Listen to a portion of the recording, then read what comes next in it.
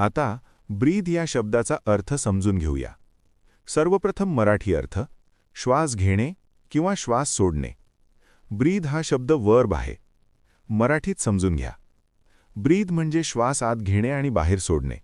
ही एक नैसर्गिक आणि जीवनासाठी अत्यंत आवश्यक क्रिया आहे. आपण जिवंत राहण्यासाठी ऑक्सिजन घेतो आणि कार्बन डायऑक्साईड बाहेर सोडतो.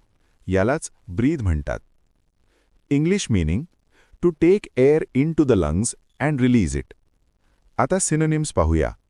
Inhale, exhale. हे शब्द श्वास घेणे किंवा श्वास सोडणे या क्रियेशी संबंधित आहेत. आता अँटोनिम्स पाहूया. सफोकेट, चोक. हे शब्द अशा स्थितीला दर्शवतात जिथे श्वास घेणे कठीण किंवा अशक्य होते. आता उदाहरणे पाहूया. पहिले वाक्य, ही ब्रीथ्ड डीपली आफ्टर रनिंग. धावल्यानंतर त्याने खोल श्वास घेतला. इथे ब्रीथ्ड म्हणजे धावल्यानंतर शरीर शांत करण्यासाठी खोल श्वास घेणे.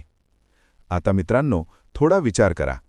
व्हिडिओ थांबवा आणि खालील प्रश्नाचे उत्तर कॉमेंटमध्ये लिहा.